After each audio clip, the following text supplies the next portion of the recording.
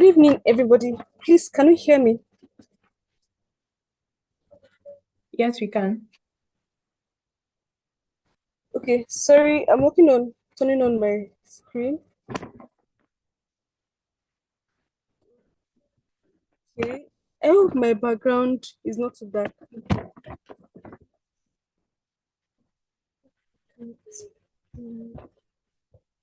All right, please, can you see me?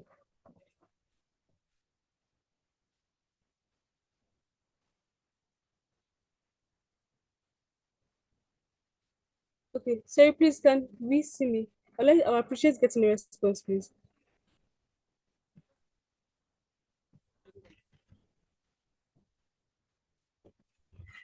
Hi, everybody. Can you all hear me, please? Yes, we can hear you. You're audible. Oh, all right. Thank you very much, and thanks for the feedback. So yes, good evening, everybody, and it's nice to have every one of us here. And it is such a pleasure and delight to for this session to hold today. Yes, we could not hold it yesterday due to some reasons, but I know that we are all going to have a great time today because our facilitators are equipped, they are power-packed people, and they are definitely going to teach us a lot of things that I know that will help us. So, a very quick one. I would like to see our responses either in the chat box or we can unmute our mics as well. So, for as many of us who were present last week, I would like us to signify by yes, saying, or just like you to unmute yourself and let me know if you were available last week, if you were present last week when the session held.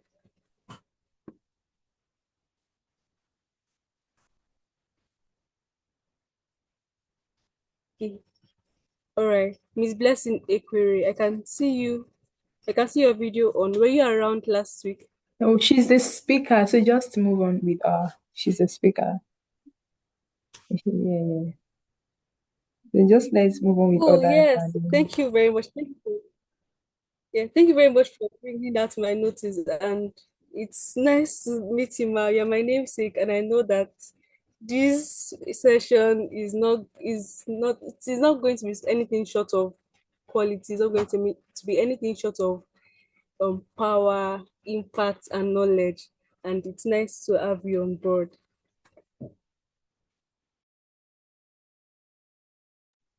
I think I would like to hand over to Miss Ondamolama. Okay, so thank you so much, Blessing. If you were in the last session, just put in the chat what did you learn last week. Do not let me call names. Just put in the chat what did you learn last week? What stood out for you? What did you learn? What were the things that uh came from me? What stood out for you? What did you learn? I mean, we've been on this, it's been like weeks now, and here we are again today, learning as usual. So, if you were around last week, just let us know what you learned.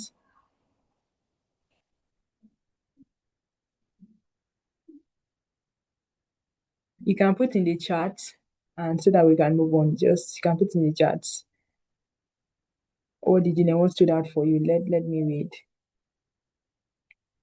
Someone says, I learned that the seed of upcycling is creativity. Thank you so much, Kola Rachel. Thank you for bringing us to that.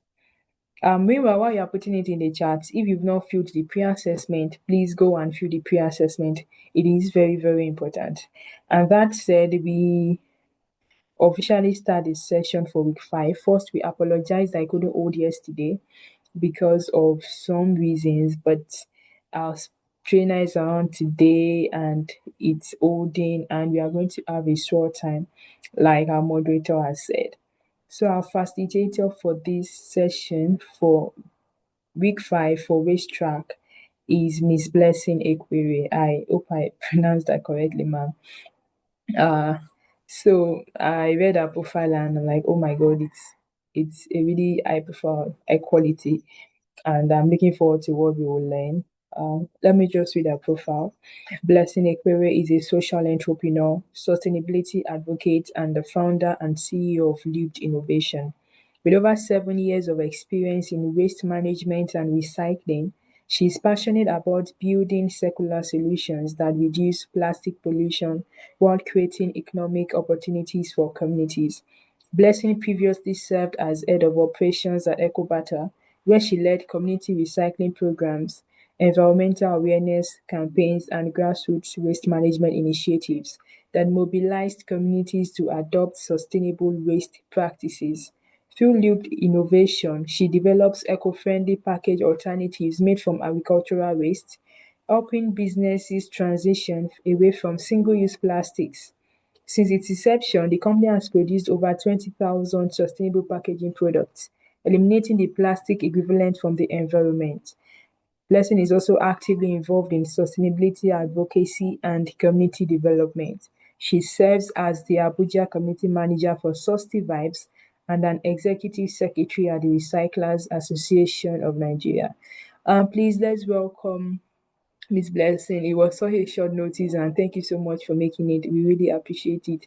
Please put in the chat, say welcome, ma, welcome, ma. I look forward to all the things I'm going to learn from you so I can hand over to her just right now. I'm not seeing it in the chat. Everyone, put in the chat, say welcome, ma, welcome, ma. It's a big deal to bring this sort of people on board, and you are learning it here all at no cost. So please appreciate it and make use of it. Thank you so much, Miss Blessing, for doing this with us. It's an honor. Thank you and good evening, everyone. If you're in Nigeria, good evening. I don't know if we have people from other African countries here. But here in Nigeria, it's 5 p.m. and it's evening. And here in Abuja, it's raining. Oh, hi, Kelvin, Uganda. It's morning or evening where you are. Kenya. Oh, nice. Welcome, welcome. I'm glad to have you all. Glad to have you all here. And so I think we'll just get right into it. So just as we are putting in the chat box, I want to know if we have people who are business men and women already in this program. Do you have?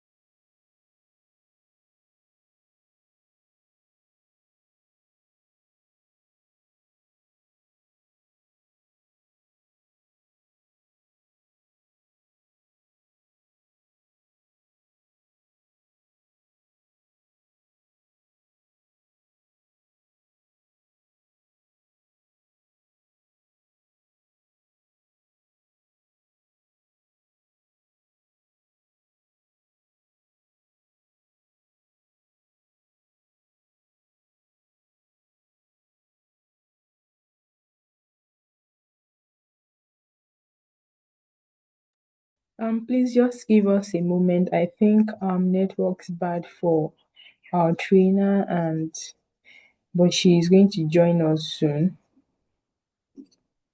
She's going to join us soon. Please just bear with us for a moment.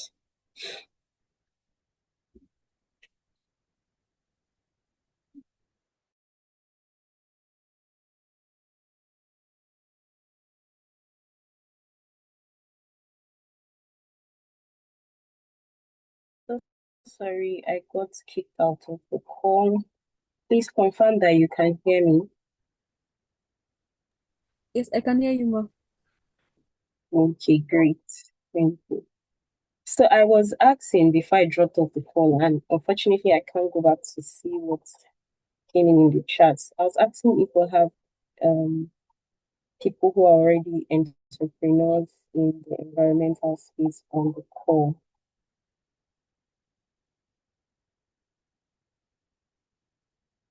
Do we? You can unmute and speak. You can also drop it in the chat.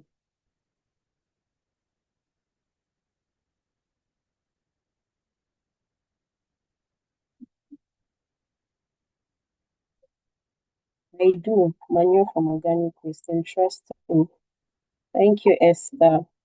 That's a beautiful one. You can see my screen, right?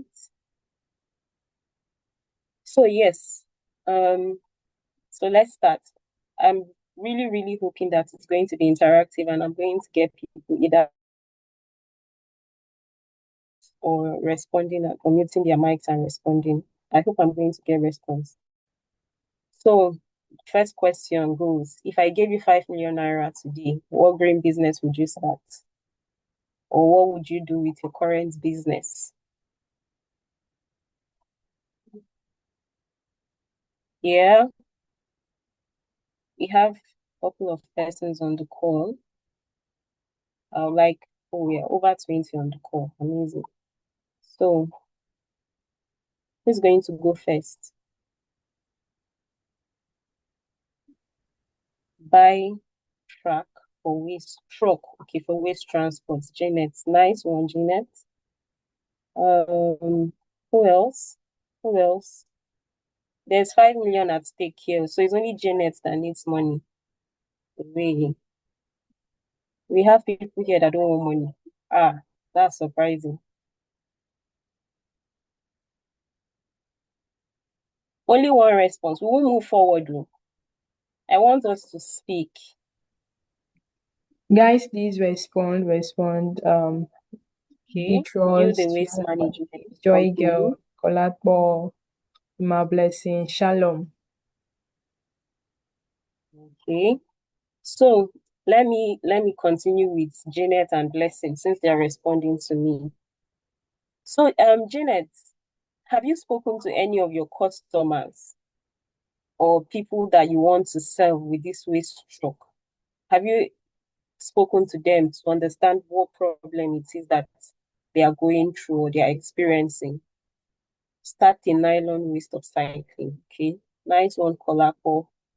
So I want to know if any of you have spoken to potential customers that you will be serving. You can also unmute and speak. You can also chat, but either way it works. So have you spoken to your customer that would actually buy this product? If you responded in the chat and you haven't, you can say no. If you've spoken to them, you can say yes. Beatrice Garba says, start a bottle recycling business. Be nice. Beatrice Olapo said no. Beatrice, have you spoken to anyone? Blessing, have you spoken to anyone? Janet, have you spoken to anyone about this business idea? People that will actually be paying for it. Have you spoken to them to really understand? No. Yes, Blessing, I will go. Okay, please. Yeah, so we live in a town in Kenya where waste management is still a problem. So we got heaps of waste that cannot reach either recyclers or the dump site in time. So waste keeps on accumulating in town in heaps because transport is still a problem. We're already relying on the city, the government, the city vehicles, the government vehicles, which are not adequate and are always broken. So they keep on saying like, oh, I wish someone could just come up with a truck that should pay to help us transport this waste to an appropriate place. So there's a big gap in terms of transporting waste to the right place from the small waste collectors. Yes, so I've talked to them. There's a gap. They're saying if Janet, you could bring a truck, we will pay you. We will We'll pay you so you are able to help us in transporting these waste to the right places we want it. Thank you. Thank you so much, Janet. That means that you have validated the problem that you want to solve. You know, every day as individuals, we have ideas running through our minds. And some of those ideas might be a multi-billion naira idea, but we will never know until we speak to someone who is actually experiencing um, that pain also. So a lot of businesses that fail do not fail because they don't have money. They also do not fail because the founder is not passionate about the problem they are solving, or that the technology does not exist. They fail because the solution that they are building, they did not understand that problem properly before they started building. So once you are able to come up with an idea, you need to validate that people are actually feeling this pain. You might be feeling a pain yourself. Maybe you are the kind of person that maybe when you wake up in the morning, you want to be on your bed and maybe have certain things done in a very easy manner. And you would think that that's a multi-billion naira idea. But you might go to a community and say, I want to solve this problem. And that might not be the problem that they want you to solve. You might go to a community and you feel, oh, the road in this community is not good. If I'm able to build road, I'll be charging a toll gate in this community. And by the time you build the road, you will eventually find out that, these people, they don't want this road. You're not solving a problem and nobody is going to pay for that problem. So businesses fail not because they don't have money or not because the person who is solving that problem is not passionate about it.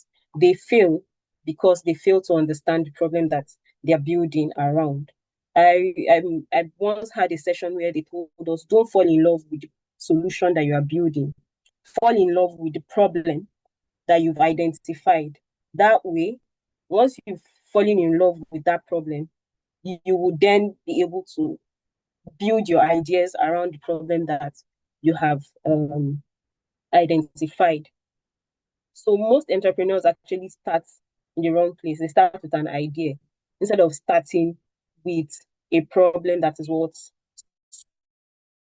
solving. You pay for the value that you're able to offer them, not for your idea. If you have an idea and that idea does not solve a problem for me, believe me, I will not pay you. I won't give you one dime of my money. So ideas do not build businesses, but solving problem and providing value to people is what solves whatever problem that you have identified. So every frustration that somebody goes through is a potential opportunity. So you go to a new environment and you hear people complaining either about the road or about the debt, or maybe you just, like Janet said, she noticed that people in the city had problem moving from one point to the other. She heard them complaining. She saw their frustration. She saw that this thing could be done better. This thing is causing an inconvenience here. So it is problems that now become ideas or solutions that then become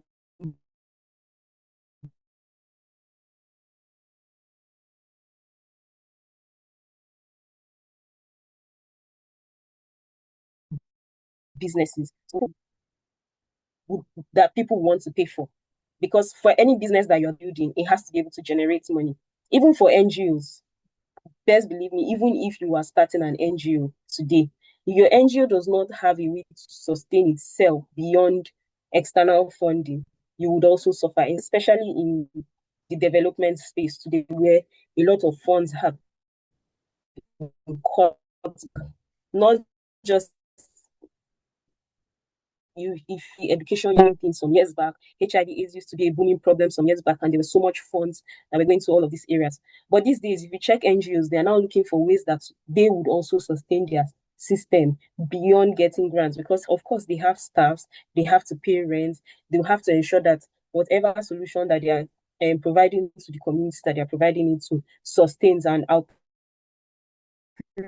that community. So you have to be able to create economic value such that even donors to even give you more money to go back and solve the problem that you have identified.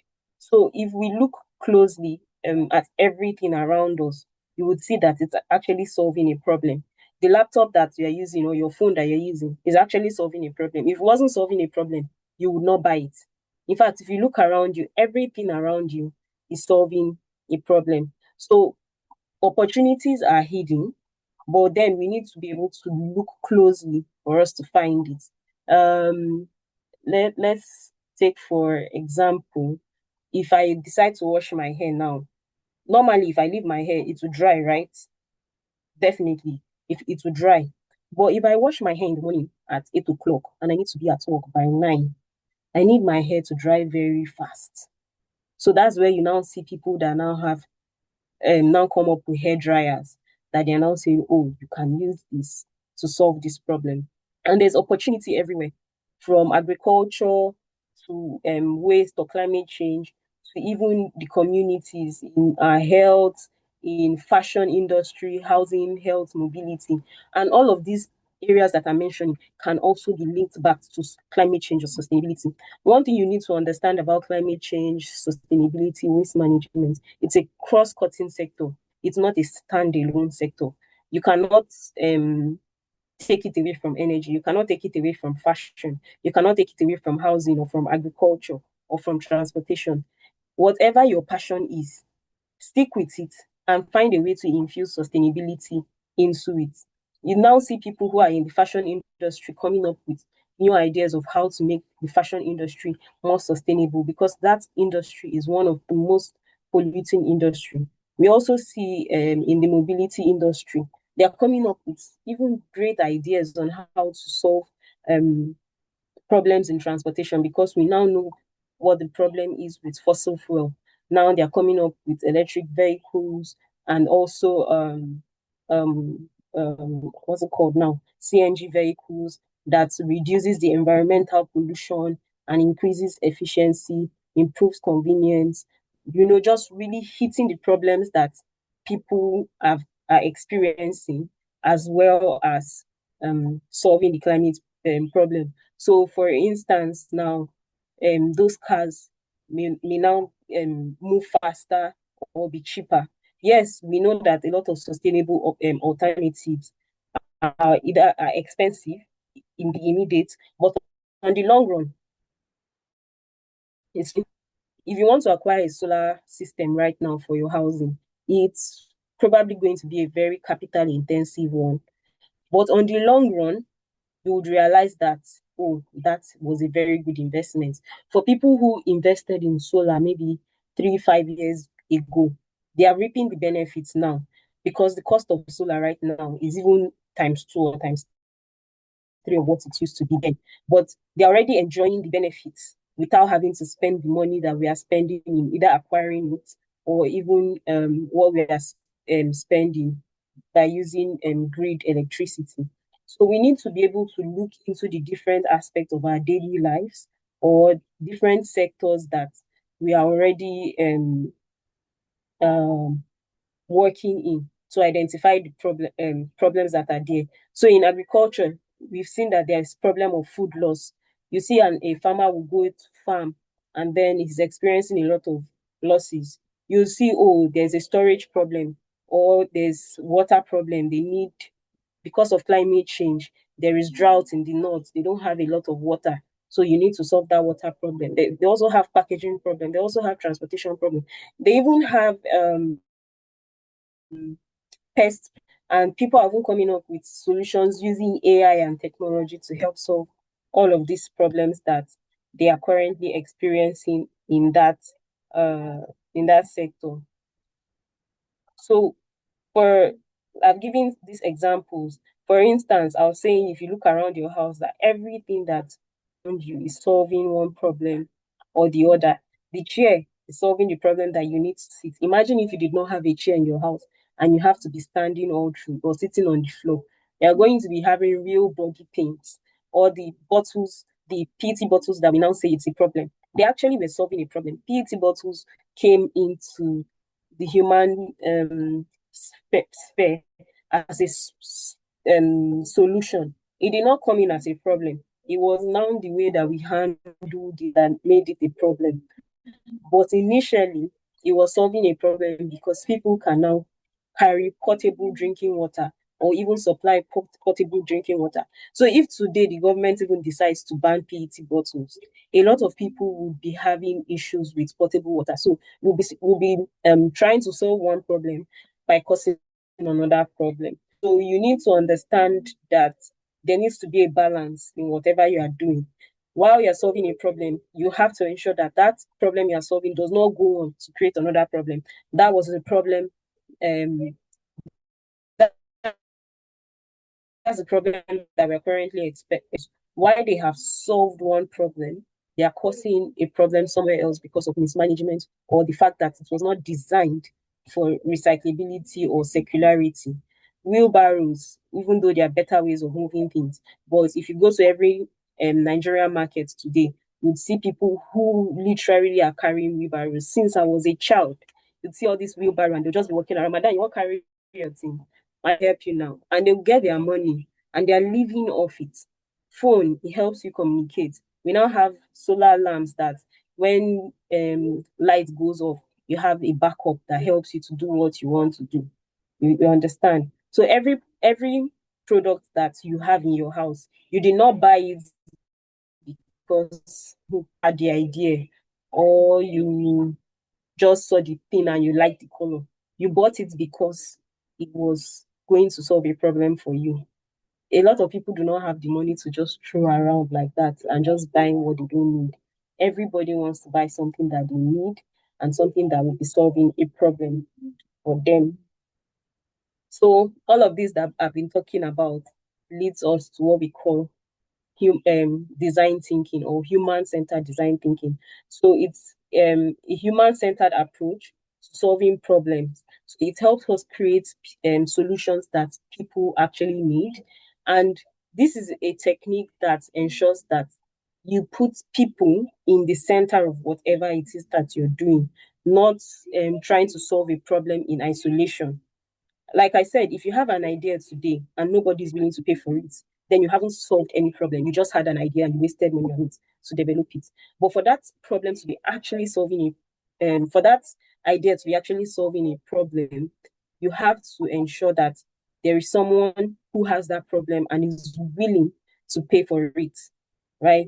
You don't just go on with your ideas and not be able to validate and ensure that people are willing to pay money for it. So design thinking has a process and it starts with empathizing. So you find out who it is. Like Janet said, she found the waste collectors who had the problem that she wants to give it to. Like Helen says, she would go into the production of organic fertilizer from waste. I don't know if she's already into it or she wants to go into it. But if I were to ask Helen now, who are your primary consumers? She would say farmers. So she would really need to go sit with the farmers and say, oh, I want to create organic fertilizer for you from waste. What is the problem with the current fertilizer that you're using? You need to understand their problem. It's not like they don't have a fertilizer that they're using now. They have, but you need to understand what would make your own products way better, that would mean that they would switch from what they're already using. For someone like me, I'm a very devout customer. If I have someone I'm buying something from, something I'm using, you would really have to convince me to leave. So if the bulk of the people you are selling are like me, you have a lot of work to do. You really have to show me why I'm going to switch from what I am currently using to using your organic fertilizer. So Helen, I don't know if you would like to unmute your mic or respond in the chat and tell us if what problem you think that you can relate to that this customer segments you want to work with are experiencing, or any other person if Helen is not.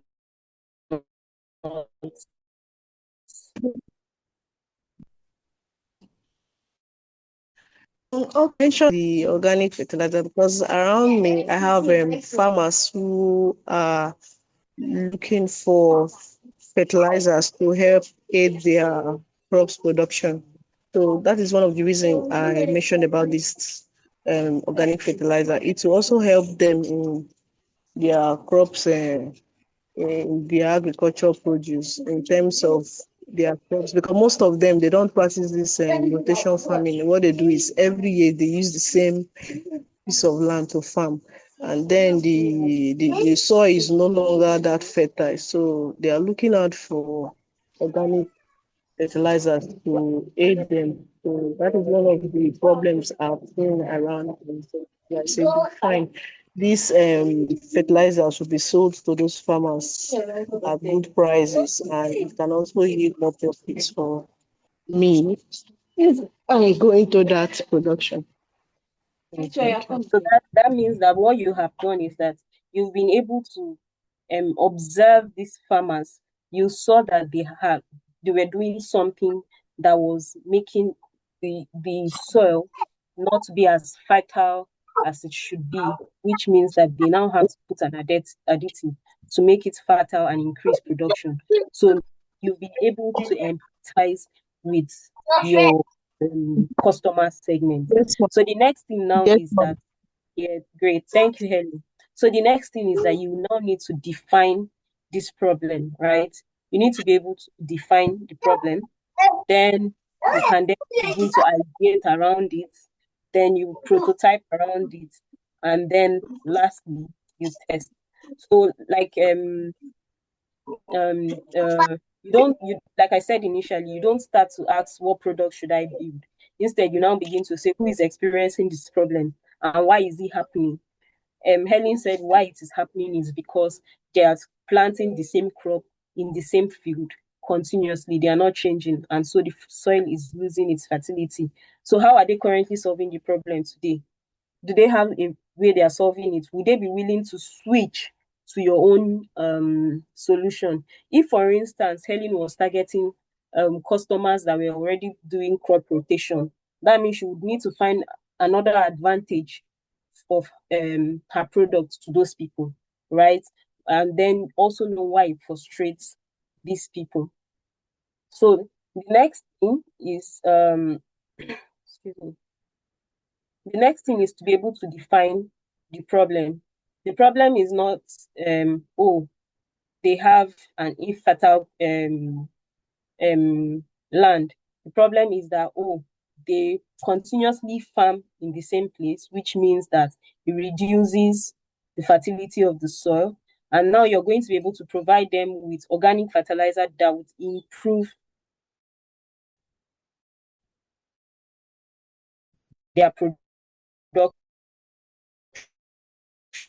as long as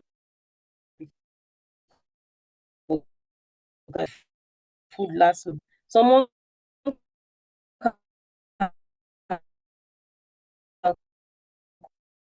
come and nobody was with me because I had identified the plastic problem. I used to work for a recycling company, and they were collecting a lot of materials. They were collecting plastic bottles, cartons, metals, everything that you could collect, and there was a market for. They collect it. But most times when we go to households, they would give us their black plastic bags and we'll tell them, no, we don't collect this. They say, but it is plastic. I say, yes, it's plastic, but we don't collect it because it's not recyclable. So I identified a problem, right? But then when I started my business, people were not willing to pay because there was a plastic problem. Unfortunately, a lot of people do not care about the environment that much to want to make that payment for it. That is the reality that you need to come to. Even though you are in this space, you need to come to that reality that nobody is going to begin to pay you because you have said that this problem that you're trying to solve is helping the environment. To be honest with you, people wouldn't do that. People want to know how is it going to solve my own problem. So when I started to understand the segments that I serve, I saw that it's food vendors, people in the fashion industry, and some of the problems that they have with the plastic bag that they're using is no longer strong. It is not as strong as it used to be. When we were young, you could have one plastic bag and use it severally without it breaking. But now you go to the market, in fact, they have to double the plastic bags for you. That means that the customer is spending 2 times of what they're supposed to be spending on packaging for each customer, because now they have to give you 2 plastic bags to ensure that you can carry your product from the place of purchase to your house. Then for the fashion industry, I discovered that the problem that they were trying to solve is that they are premium brands. They are offering people a lifestyle. They don't want to be selling things in black nylon bag. They want a situation where people buy their product and they are eager to unbox it because of the way it's packaged. So I was able to understand the customers, and that meant that I could define a problem that was specific to them. I don't know if you're understanding what I'm trying to say. If you are understanding and you're following me, let me see some thumbs up. Let me see some thumbs up. Let me see some reactions. Great, great.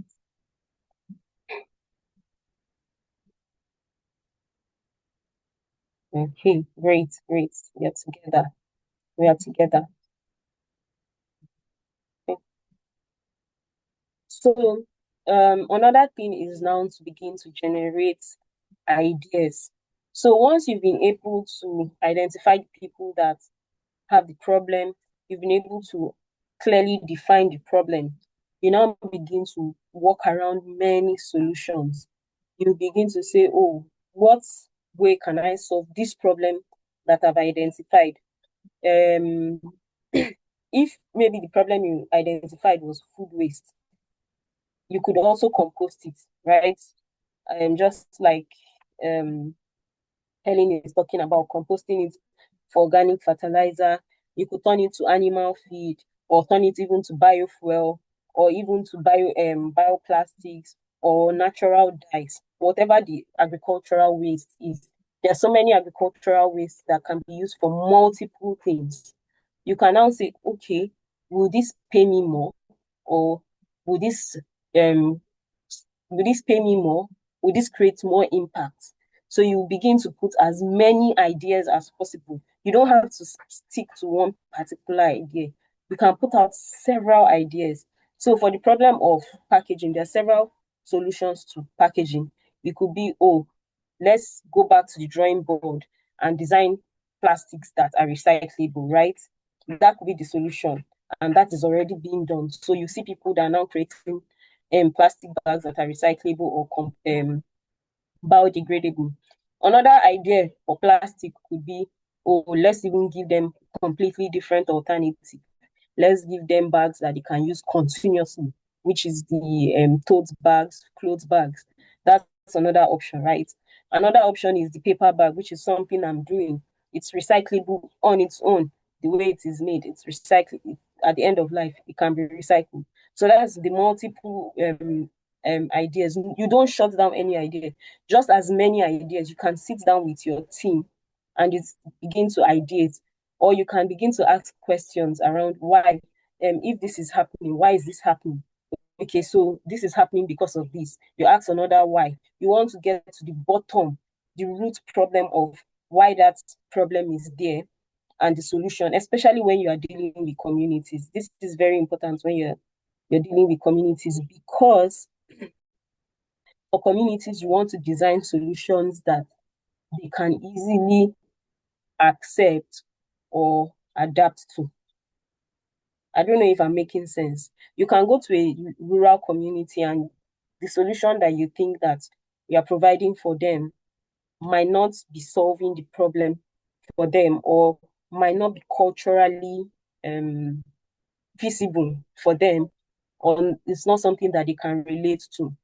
So you need to put in many ideas as possible as you can get, for you to now come up with a solution for that problem. Then the next step is to now design a prototype. Now, a prototype is not once you have an idea and you've been able to validate, the next thing is not to jump into the market. The next thing is to develop the first prototype with as little amount of money as possible to see if this thing really works. So it can be as much as drawing it on a paper, doing what's it called now? An Excel app, just something very small if it's a digital product that you're building. Sorry, excuse me for a moment.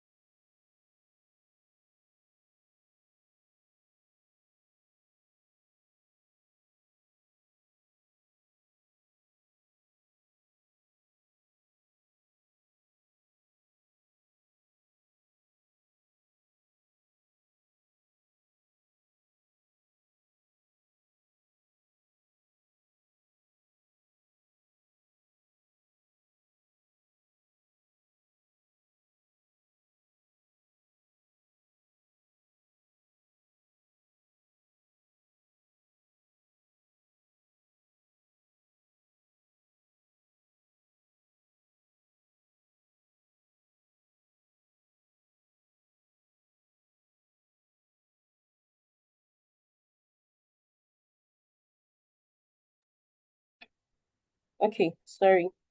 So, like I was saying, when you're designing a prototype, you want to start with the the simplest example that you can work with. For instance, some of you might know Ecobata. I used to work with Ecobata. Today, what Ecobata does is that they help these households return their plastic bottles, get incentives using digital means. So they have a mobile app and then they have a reverse vending machine. But the way that started was,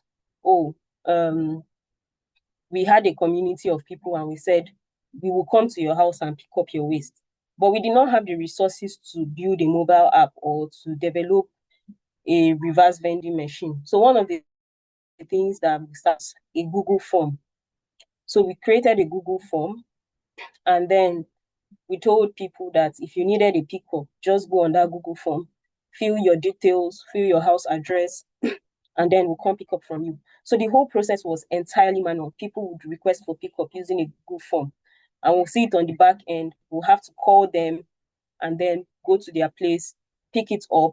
We had an Excel sheet where we record it, and we'll just send them a text message and say, oh, this is how much you have recycled with us after we picked up from them. And when they eventually want their reward, we'll just do a direct bank transfer to them because that was what we could afford at that time. And that helped us to also correct so many things. We understood that people wanted transparency in that process.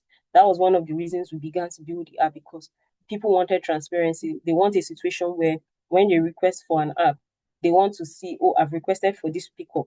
On this day, these people will come and pick it up. After they've picked it up, this is how much I have. And I can continuously recycle and just keep seeing how much it is that I have on the mobile app, until the day I'm willing to withdraw. And back on that mobile app, you can withdraw it. So that was how the idea started. And with that, you can now get funding from people because they've seen that you've put some commitment into it to help you design your prototype.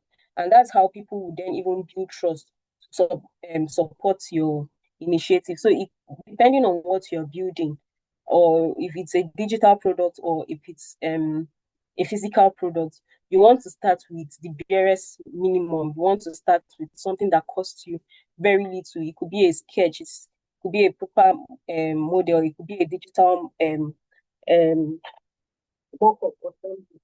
For instance, for myself, before I began to convert banana fibers to paper, one of the things I did was trying to make paper from normal paper waste.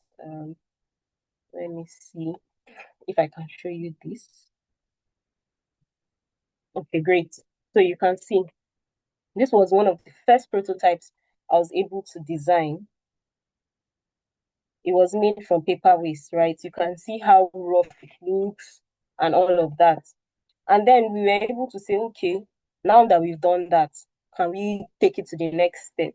So I went on and I got some banana fibers, and then I was able to process it into something like this. Still very rough. You can see the edges, still very rough.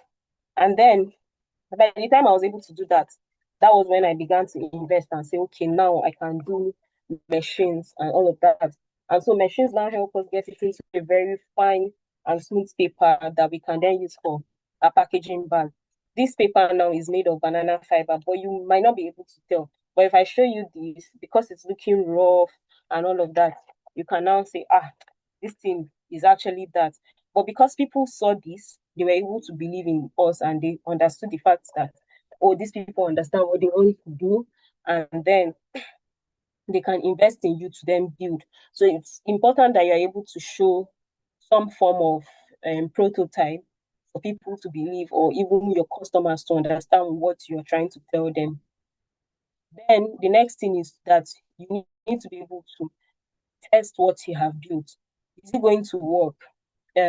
One of the things I needed to ensure for my paper is I need to ensure that it folds cleanly, because when you're making paper bags, you have to fold it, you have to glue it. I needed to ensure that everything that the paper needs to do is working. And then, does it look good to the eye? The first prototype I did, it wasn't looking good. It was very rough. You could see the very long strands and all of that. Would people want to pay for this? I had to show people. Yeah, some people actually liked the texture. But some people said, no, I wouldn't pay for this. I want it to be as smooth as paper. The next thing is, can you build it realistically? Can you continue to produce this thing over time, again and again and again and again, the same consistency?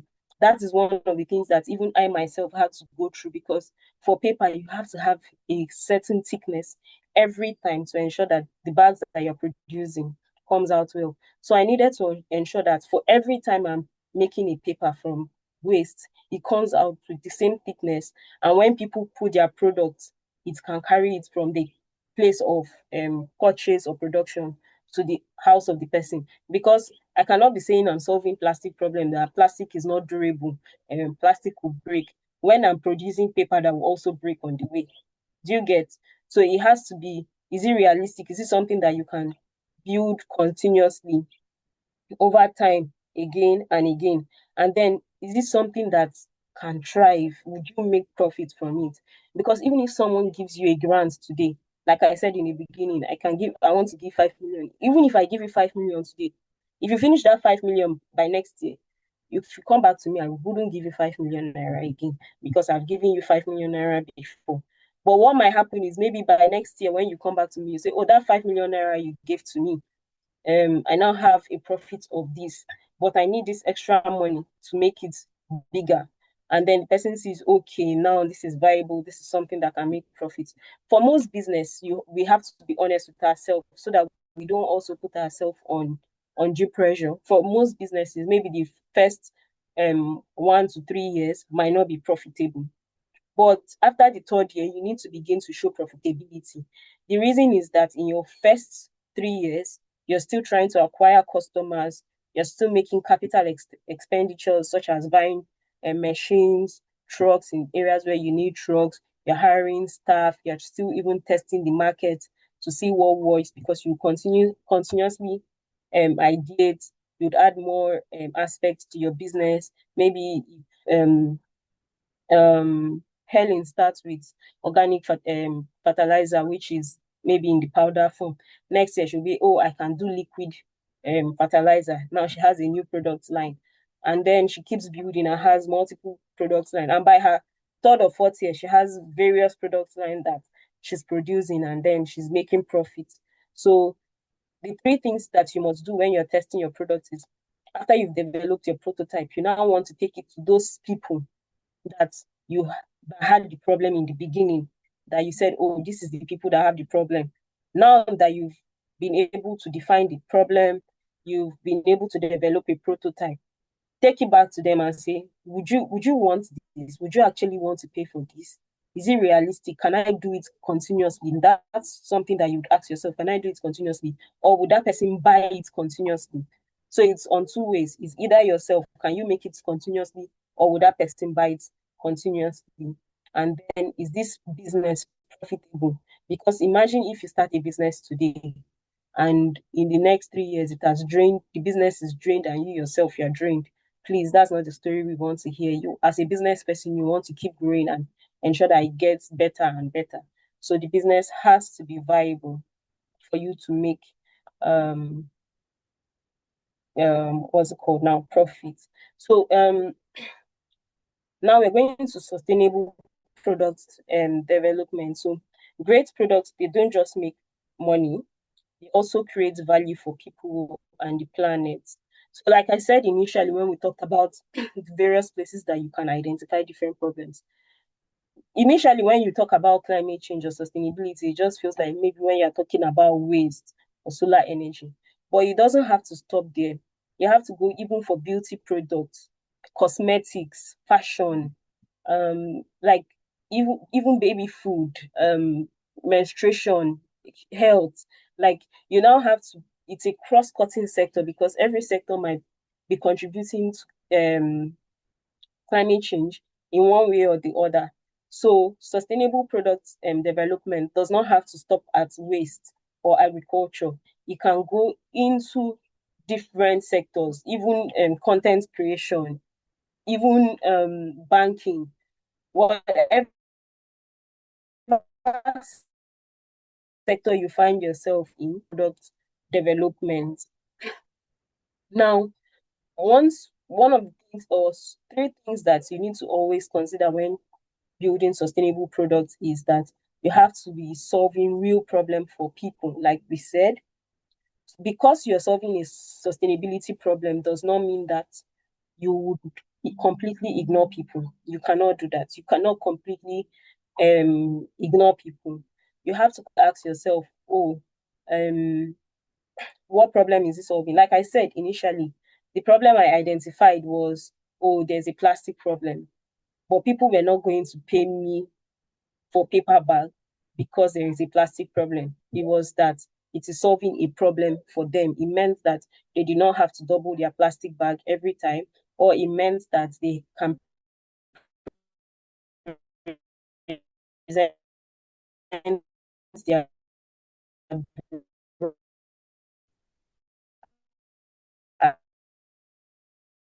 to. It also creates or grant those improving so in the set, then you're creating jobs and you're improving lives in one way or the other. That's how people will be willing. That's something that you need to consider. So how does this serve the people? Then you now come to planet. So is it reducing waste? Is it using resources wisely? And is it protecting the environment? These are questions that you need to ask when you're building sustainably. And now this is now where people who are now building outside of this conventional sustainability sector. This is now the questions that you will now ask yourself. If you are a fashion designer naturally, and now you're saying, I want to implement sustainability in this place, you'll now be asking yourself, how can I reduce waste in this my fashion production? You do cosmetics. How can I reduce waste in this what's it called now? In this cosmetics that I'm producing? Or what resources can I use wisely? How can I protect the environment with what I am doing? Then profit. Can this generate income? Because it needs to be able to generate income for people to pay, for it to be sustainable, or for people to support you. Can it scale? If maybe you are developing in Lagos, Nigeria, if we take your solution to Kenya, will it scale? If we take it to Uganda, will it scale? It should be able to, scale in different climes. And then, does it support long-term growth? It's not something that when you go to a community and you implement a project and you leave that community, that project is dead.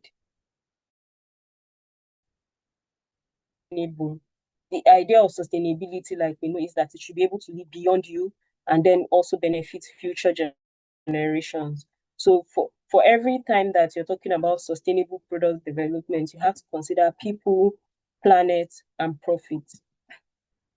And then these are some of concepts in circularity. We know that traditionally what we've been doing is take, make, and dispose. Right now, we are shifting into the circular economy, where we now take raw materials, we design them, then go into production. Now, in this designing, let me take us back to designing. In designing, you need to be able to design for sustainability or for recyclability. The problem we continuously have with plastic today is the fact that recycling was not taken into consideration when it was designed. If it was taken into consideration, it would have been produced better, such that at the end of life, people can collect it and recycle it. For materials that you don't find polluting the environment, like metals, hard plastics, PET bottles, cartons, paper, all of those materials can be recycled because the way they were produced is that you can then break them down and make them into something new. So we have to design for circularity, and that's why we've also talked about the whole design thinking process. You have to design for circularity. At the end of life, what happens to this product, right? That's another way that you can bring in sustainability if you are not in the conventional sustainability sector already. Maybe you're doing something else and you're now saying, oh, I'm in the medical area. How can I design? I'm designing something for the medical or the health sector. How can I design that thing to be sustainable? Can I design it to use less energy? Can I design it that it's doesn't create waste, stuff like that?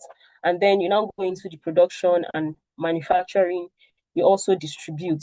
Also, in your distribution model, you also have to consider sustainability. Can you deliver it sustainably to communities that need it? And then you also need to ensure that your products can be reused or repaired. A lot of products these days are being developed without repairability. Certain phones now, you can't repair them. I remember those are the phones that we used to use before. If the battery had problem, you could easily go to the market and buy a new battery. But these days, all of our phones, the batteries are not detachable. Some of the things that once some things get bad in your phone, you can't even make use of the phone again. You can't repair it because it might be too expensive to repair. So you also need to ensure that what you're building can be repaired and reused, and then ensure that there is a collection and recycling system for whatever you're developing. Now, there are different aspects to sustainability. There's turning waste into new resources, which is recycling. So recycling is the process of collecting, sorting, and processing waste materials into raw materials and into manufacturing new products. So the recycling process starts from the collection, right? You go either from households, from supermarkets, from estates, you collect it, and then sorting. Now, there are two ways sorting can be done. Sorting can be done after collection or even before collection. And a lot of advocacy is going into sorting even before collection, because that then preserves the value of the material when it's not mixed with waste or water and all of that. So sorting then happens before collection.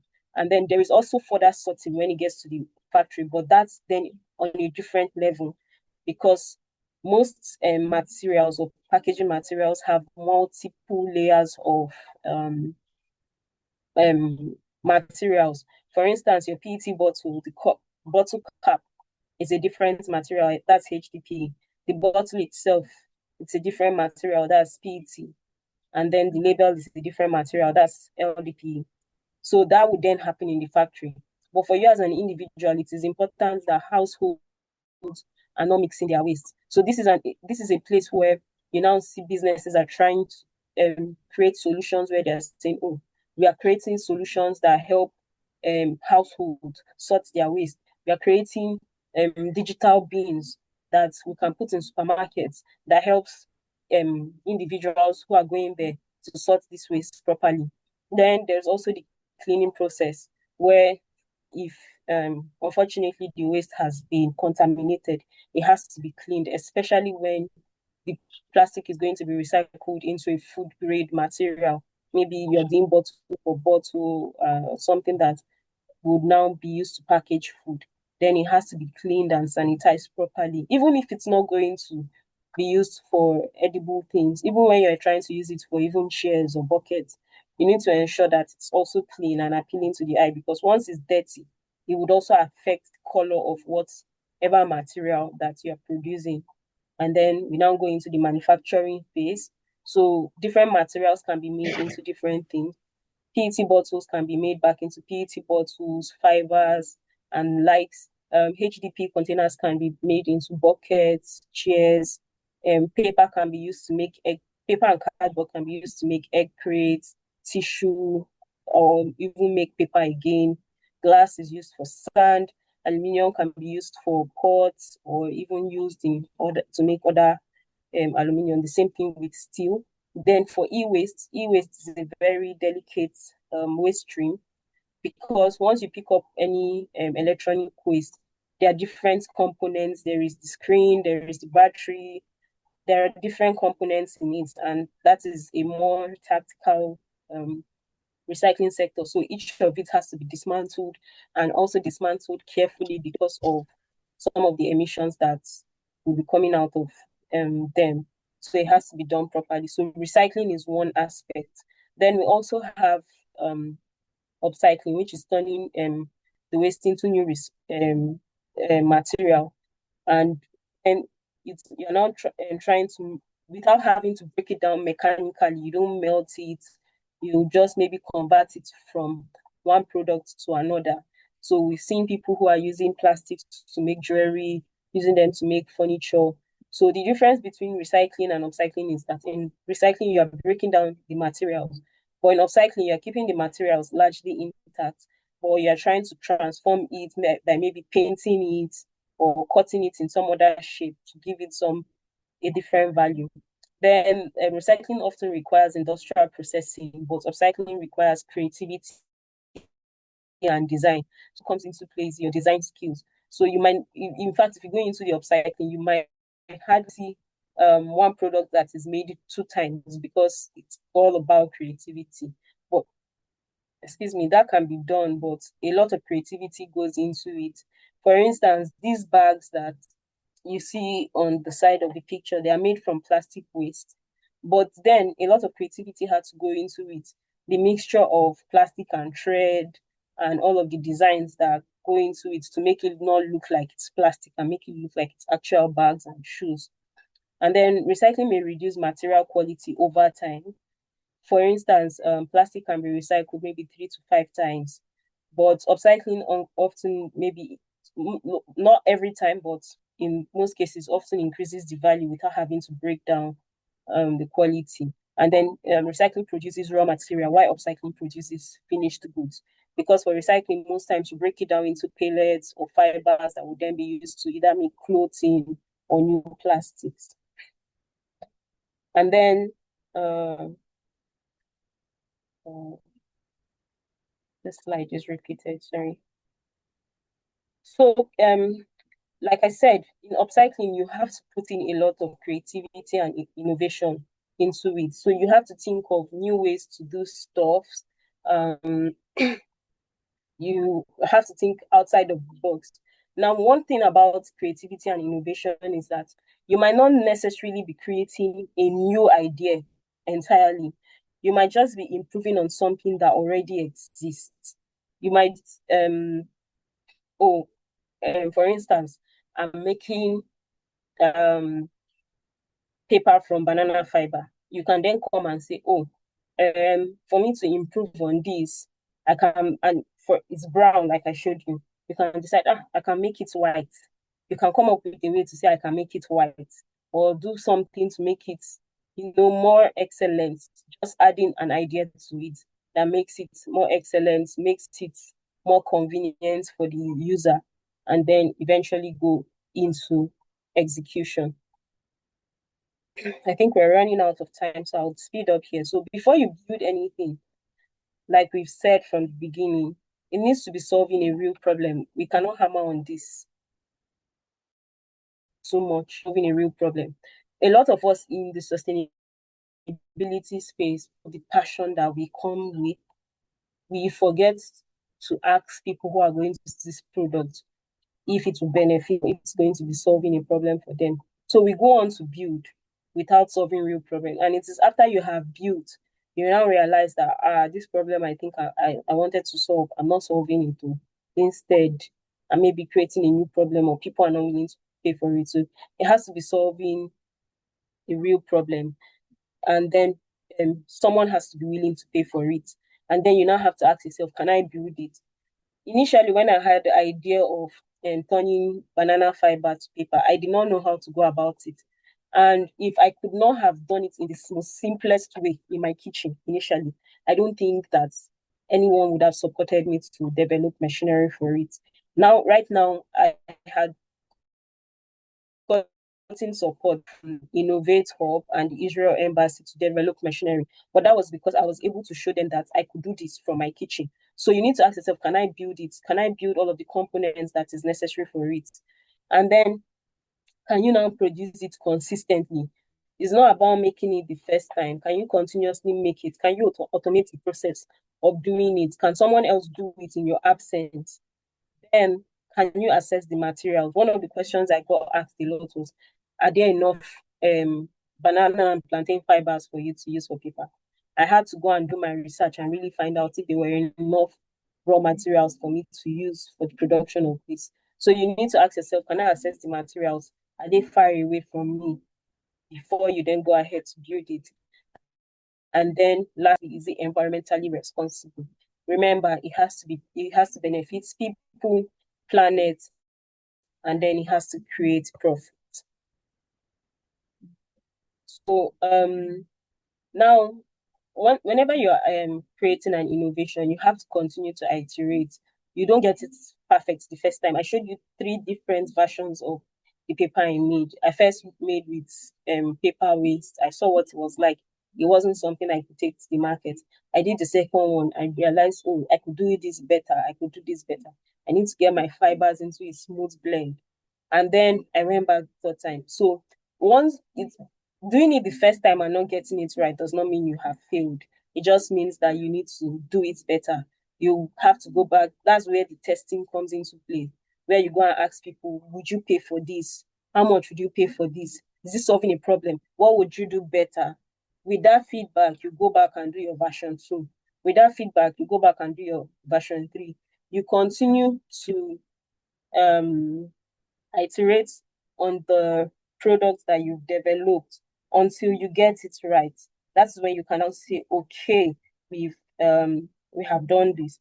But as long as as long as you've not gotten it right and there's still so many things to correct, you have to keep going back.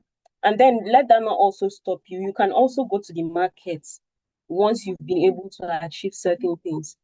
For instance, the first mobile app that was built in Ecobata, you could only request a pickup and see the material that you've recycled. You couldn't withdraw from the app.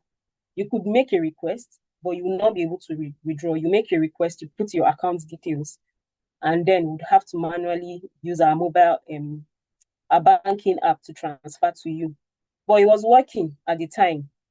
Then we now got to the point where we could now integrate direct payments, where somebody just goes, put their account number and all of that, and then they get their money instantly. But even when you eventually go to the market, you have to continue to take feedback from people and look for ways to make it better. If there are certain areas in your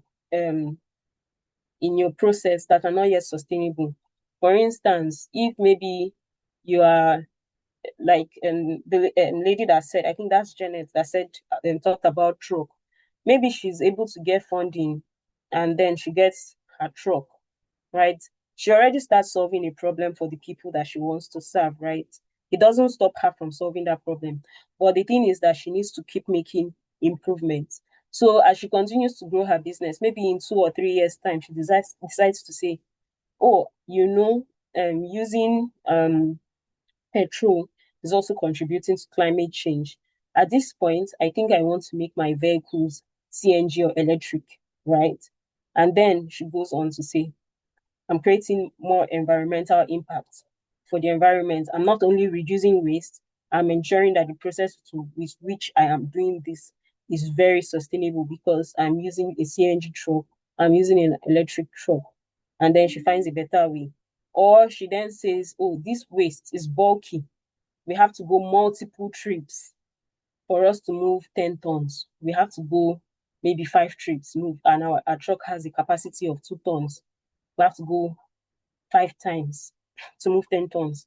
And she now says, oh, I have an idea. I can put a compacting element in my truck that makes me carry 5 tons at once. So then she's able to now compact it and carry 5 tons at once, reducing the trip that she used to do 5 times to 2 times, right? That's how to continue doing it. But that did not stop her from going to the market. The fact that she now has something that people are willing to pay for, she goes to the market with that and then continue to take feedback and keep building on that process. So you have to be able to complete these 5 statements. So if you've been with me, I think it's time to come back to your chat boards or mute. So all of you that have given me or told me some of the ideas that you would do if I give you 5 million naira. Now, with all I have said, have you been able to say this is my customer? This is their problem of my first prototype, and this is how I will test it. So you can decide to say, oh, I'll test it by giving free samples. I'll test it by taking it, if maybe your product is a digital product, taking it to a school that maybe I'm building a digital app for a school that I'll take it to a school and let the kids try it. So 1 or 2 persons so that we don't, I think it's about time to wrap up. 1 or 2 persons, either you unmute or you drop it in the chat.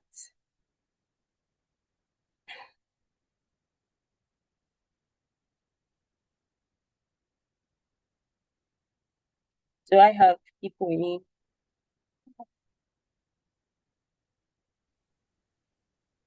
Hello. Yeah. Please tell us your name. Good afternoon, everyone. All right, my name is Hafsat Ilyasu. I'm calling from Adamawa State.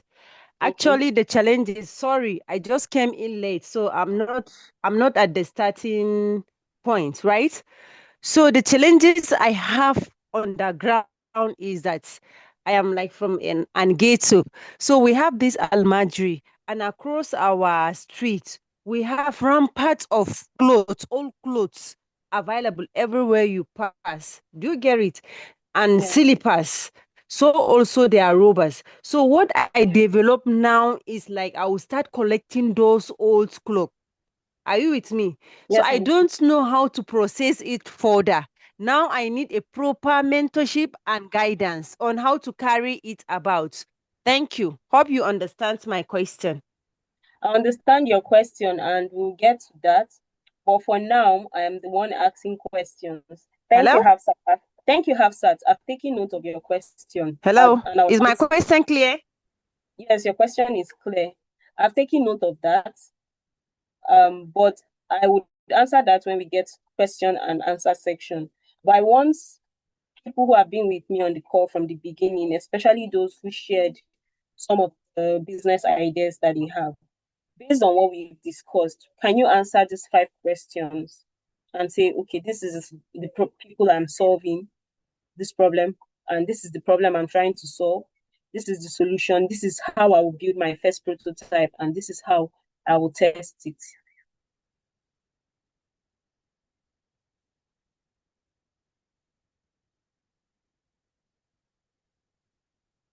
Anyone? Helen, Joy Girl. Please, I didn't get my reply. Sorry. Yes, I said I would respond to you when we get to the question aspect. But for now, I want people who have been on the call with me to answer. I'll get to your question.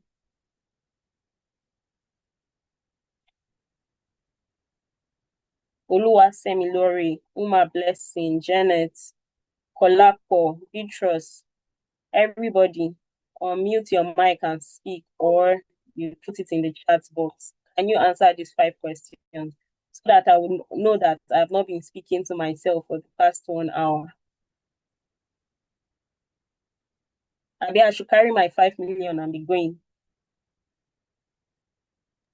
Yes, Blessings. Maybe I can try. Okay, I thank you. also, So I think Janet should go first, then we'll have the other person. yeah, let me go first and then someone can come in.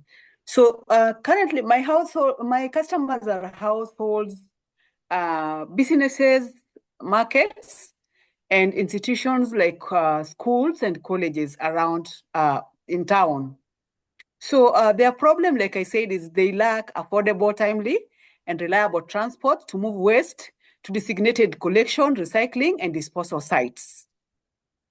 So the solution I would bring in is that I would provide an efficient and affordable waste transportation services by using vehicles to ensure that waste is actually collected and delivered safely for recycling or proper waste disposal. So for me, in this case, my first prototype would be maybe a pilot waste transportation service using one maybe 3-wheeler cart. In Kenya, we call them tuk-tuk. To serve a small number of customers in one neighborhood. And this I would try by maybe offering the services to only 10 to 20 customers for maybe 2 or 3 weeks.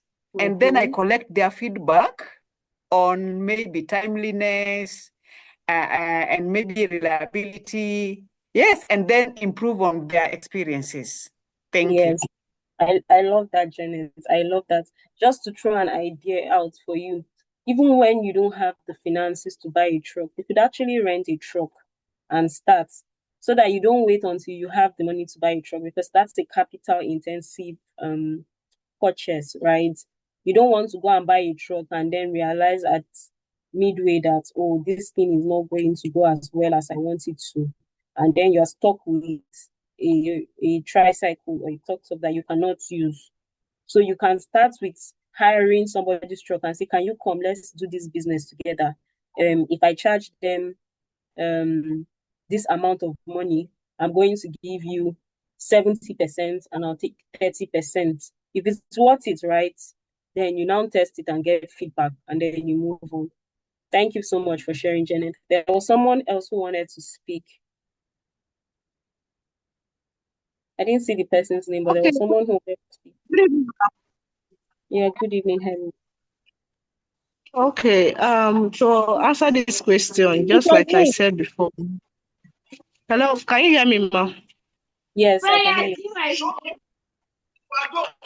Okay, to answer this question, so my customers now, my customers are the farmers, just like I mentioned, gardeners, those are into agricultural produce, and those are also interested in organic farming. Those are my customers.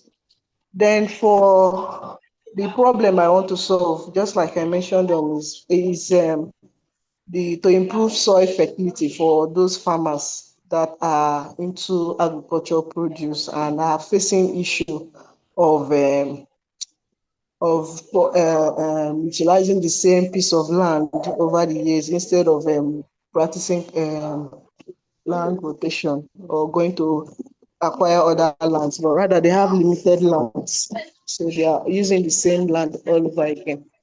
And my solution is to produce a low-cost organic fertilizer by converting those organic waste, such as those food that people discard, scraps, farm residues, and animal manure.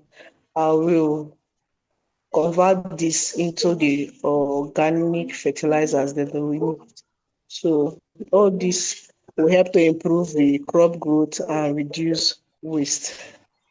My first prototype, I think I will have to do a small batch of organic compost fertilizer produced from collected organic waste and packaged in small bags for testing.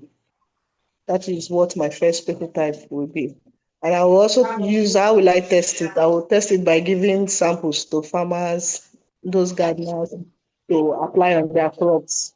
Then I will get feedback from them on how the plant growth is going, if it's really working, if the soil is also improving, if there's soil improvement, how effective is it, and the willingness of those farmers to purchase. So that is what I'll do now.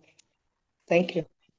Thank you so much, Grace. I love that. And I wanted to ask, would you be giving them for free or you'd have them pay for it?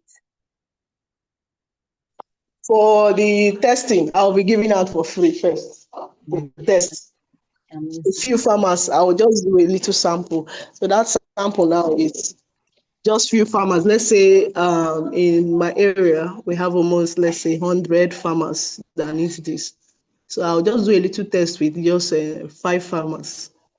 I'll give them little sample. Yes, just to test and see how far it will go.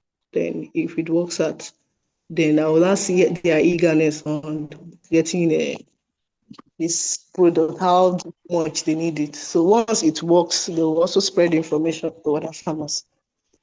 So that's the plan. Thank you, Grace. Helen, so over to Grace now.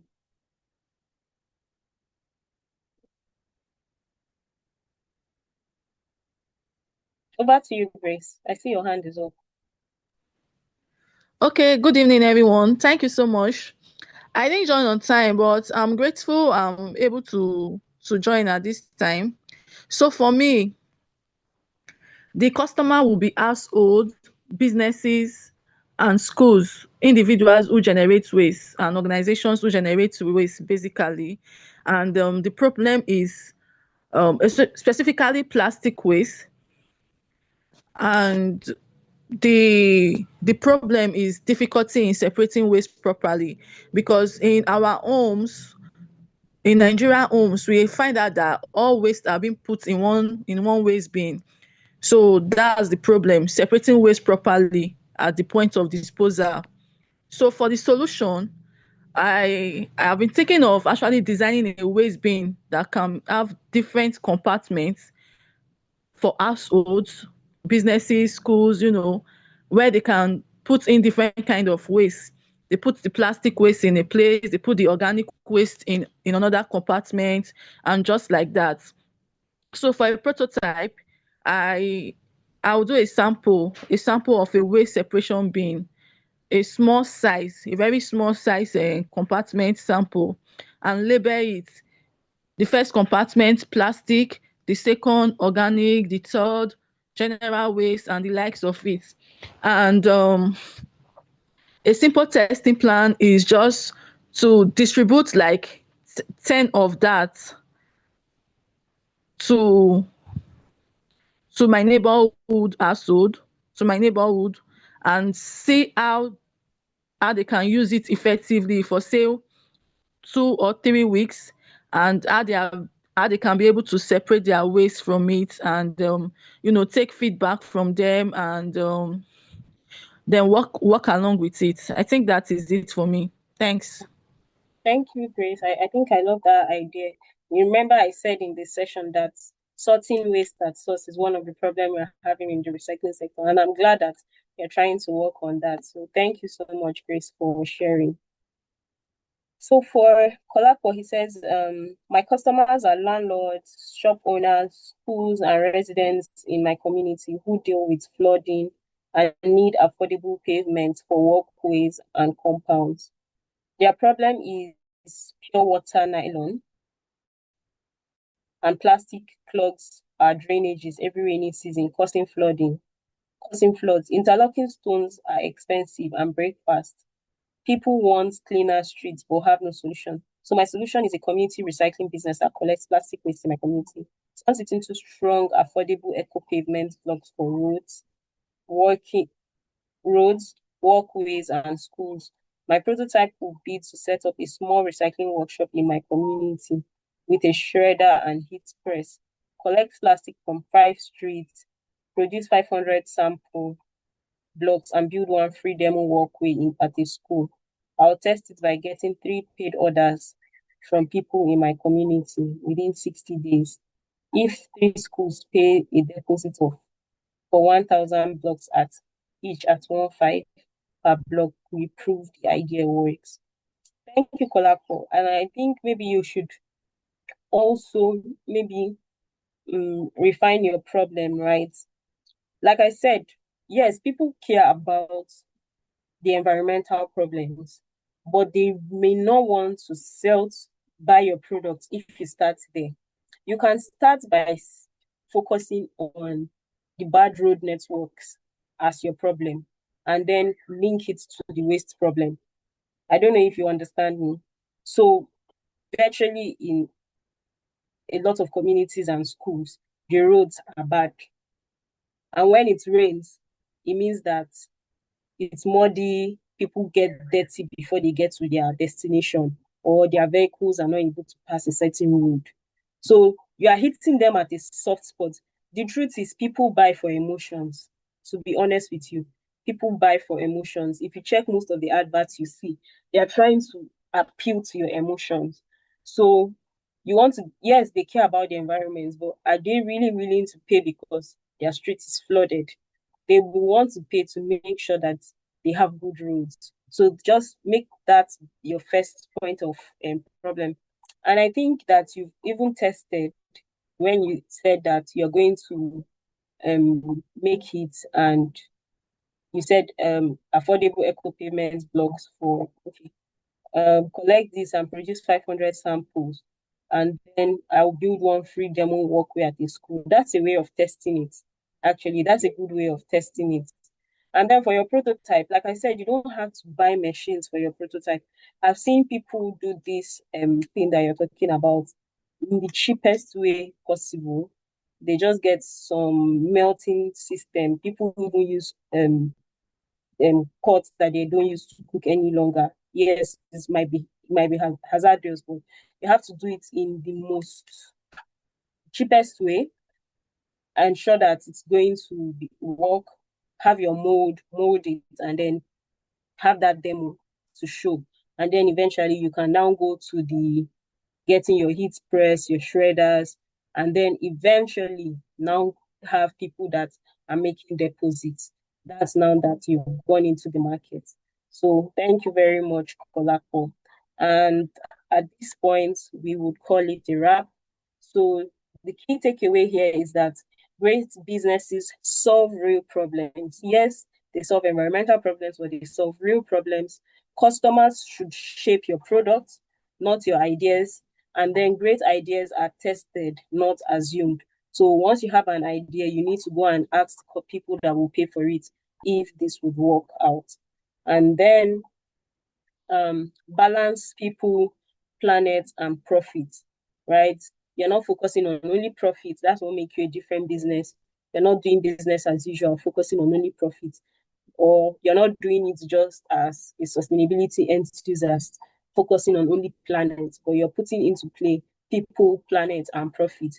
Then think in circles, not in straight lines. Like I said, even when you have gone to the market already, don't stop there and say, I've gone to the market.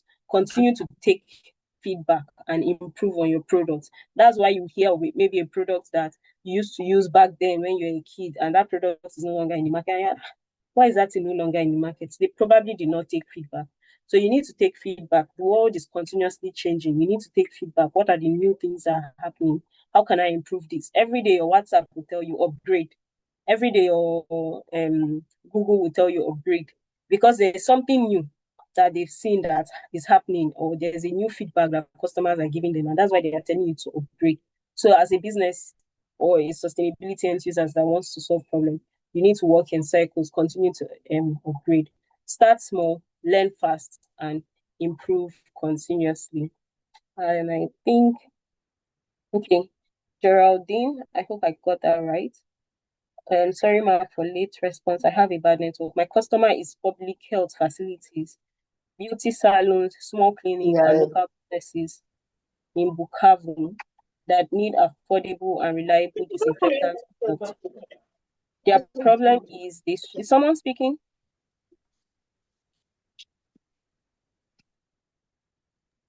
Their problem is they struggle to access affordable, high-quality ethanol and disinfectants, while biodegradable waste continues to accumulate and pollute the environment. My solution is to transform biodegradable waste into locally produced bioethanol and eco-friendly disinfectant products that are affordable, sustainable, and accessible to communities. My first prototype is a small bioethanol production unit that converts organic waste into ethanol together with sample bottles of hand sanitizer and surface disinfectants. I will test it by producing a pilot batch, giving samples to health centers and beauty salons. But Buvaku is in DRC, Democratic Republic of Congo. Oh, thank you so much for sharing that. I really love this. And the fact that you're taking it to health centers and beauty salons, that's a good market to test with it. And yeah, thank you so much for sharing. And at this point, I will call it a day. This is something that you can go and try on your own if you have other ideas. Identify one environmental problem in your community.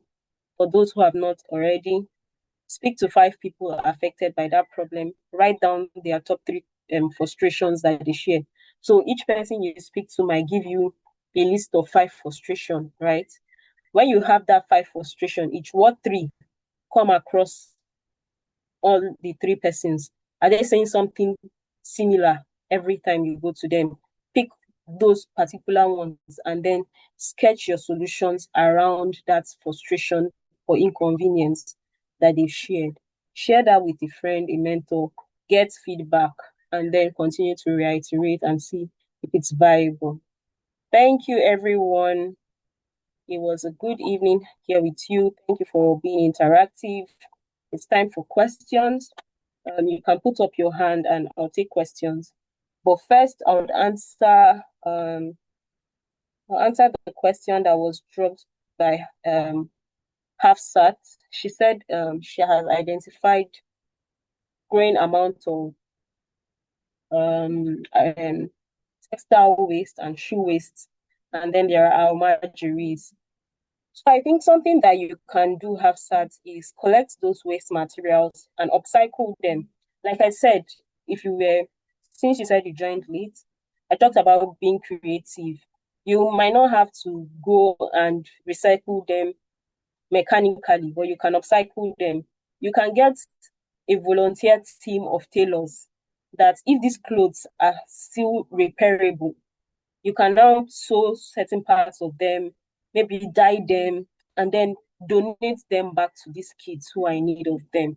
The shoes, get a group of, and thankfully you are in the north. Northerners can do this very well. They can refurbish the shoe. You don't have to mechanically process it.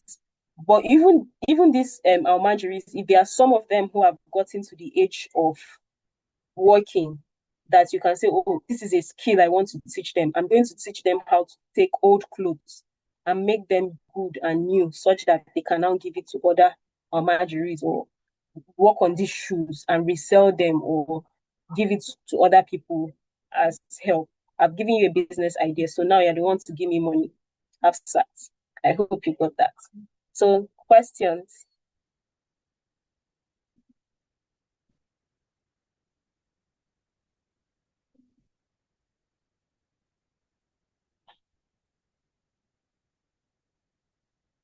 Over to you, host. Yeah, thank you so much, Ma. It's really been an amazing session. Please, let's ask questions, please. Any questions? If not, let's give our comments. Because it's really been an insightful session, a really, really insightful session. So let's give our Oluwashemilowe Grace. What give our comments, give our host flowers. She's still here. So if you have questions, you must have a comment. It's one of the two. You are not allowed to be quiet.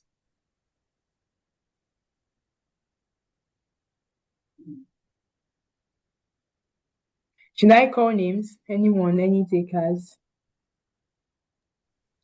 Please come again. I didn't get you. Yeah, so do you have a question? Or if not, do you leave a comment for our host and for our Good trainer evening. rather? Yes, good evening. Thank you very much for this wonderful and insightful class. So the class has been very, very insightful. For somebody who collects waste, like textile waste, and uses them to make like different products, I don't know, like for me, like I really didn't know how to answer that question best, because how does one identify a problem that not just speaks to them personally, but to the environment that they are? Like, how do you say, oh, this is the problem, like this is it, and this is what I should be solving? That's one. Then two, um, how does one go about just collecting waste? Those are the two questions I have for our host. Get you right. You're asking, is it Grace that spoke or Joy? Okay, Joy girl. So if I get you right, the first question is you're asking what to do with the fabric waste. Yes. Okay. And then your second is how to go about even the collection in the first place. Yes. So the first question is not what to do with it, but how you identify, like, for example, now I make different things with it. Yes. So it's like, oh, you're just great, like you're just doing different things. How are you not, like, I want to like say, how can I identify just one particular thing that solves a particular problem? That's the question. So I think the problem that you're trying to solve is maybe an attachment problem. There are people that maybe they have a bag that someone gifted them and they really love the bag, or they have a convenience cloth that you can, and you have the ability to upcycle it, right? You can now say, oh, you have this bag and maybe every other part of the bag is good, but just the handle spoils. I can help you repair that. I don't know if that's what you're trying to say. So you're trying to give people long-term usability of products that they have, instead of maybe they buy something last year and something happened to it, the hand was spilling, but the other part of the bag is good. So you're helping them upcycle it so that they can continuously use it without having to spend that money to go and buy a new one. So you are enabling reuse. So that's how to define your problem. You're enabling reuse and you're ensuring that people stick to things that they love, because there are people that have attachments to things that they own. So you're reducing waste, and then you're also allowing people to own the things that they love. Maybe it was given to them by a loved one who is no more, and they just want to own that thing. They don't want to leave it. So yeah, that's the way to define your problem. Then for waste collection is well, I won't say it's tricky, but there are better ways to do it. Collaboration is key in this space. If you don't go out every day to collect waste, I would not advise you to have a truck. I would advise you to partner with someone who is already into waste collection. Grace is looking into that. So if you and Grace are in the same city, you can now partner with Grace to say, Grace is developing bins. In that her bin, can she have a section that collects the kind of waste that you are looking for directly from households? Because I believe you want the waste items that are coming to you to still be in a recyclable, upcyclable state. So she then collects when she has a good quantity.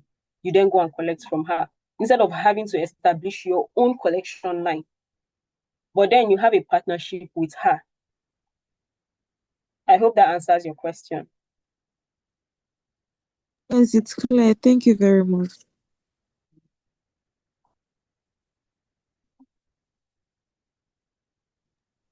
Any other Okay. question? Any other question before we call it? Yeah. And I'm still expecting your comments. If you're not having Okay. questions. Oh, This is not a question. This is an appreciation message to today's facilitator. I want to say thank you so much. It's been such a wonderful section. I've learned a lot, honestly. Even though I've been in this space for a little while, I've learned especially for the old clothing, I've learned a lot, and I'm going to put them into practice and put them into work. And I hope that one day you hear about what the things I'm doing, and I'm going to refer back to you and say, oh, somebody taught me, oh, Mrs. Blessing taught me, something like that. So thank you so much. I appreciate. Looking forward to seeing you at the top.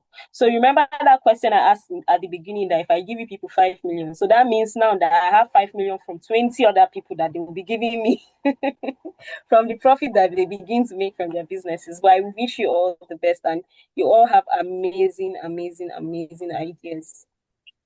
yeah, thank you so much, ma. Thank you so much. It's time for our group pictures. Everyone, please put on your videos. Can you please stop sharing your screen so we can quickly take our group pictures and then we can call it a day. In the meantime, please unmute your mic, everyone, and say thank you so much. This Blessing. Unmute your mic. At least you can do that, please. Say why I take the pictures. Ensure your videos are on, please. Just quickly put on your videos and let's take a group picture. Thank you. Thank you. Thank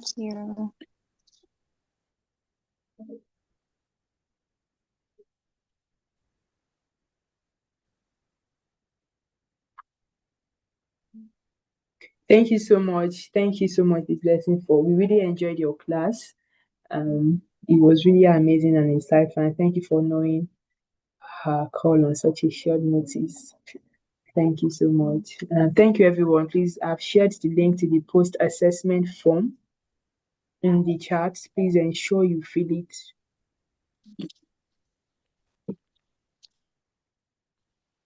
Ensure you fill it, please. Yeah.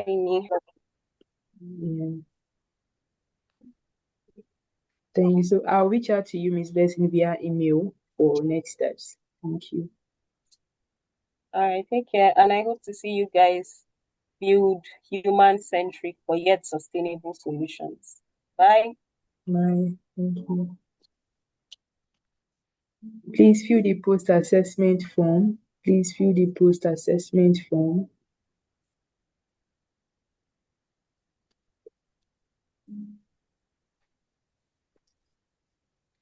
Please fill the post assessment form. I'm just going to stay on the call for 3 more minutes for everyone to fill the form, and then I'm going to end the call and see you in the group for the giveaway part later tonight.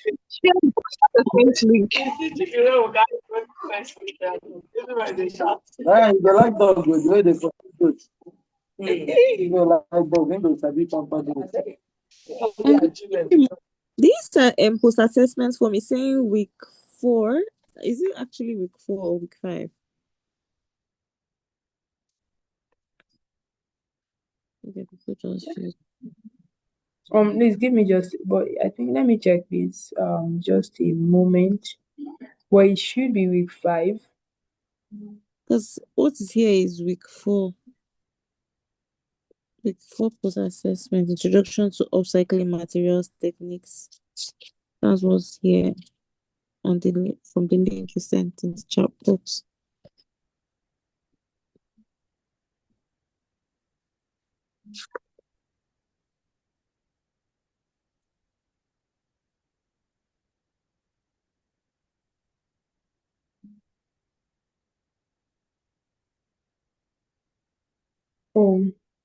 Oh, I see. Okay, so please, if you were in the meet, please don't fill it then. We will send, if you were in today's class, just take a screenshot that you were in today's class.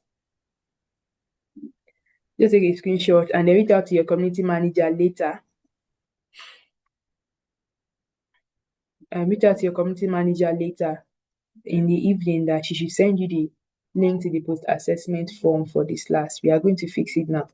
I hope everyone got that. So just take a screenshot that you were here and reach out to your community manager and they will give you the link. Don't fill that form. Thank you so much. And thank you for bringing that to our attention.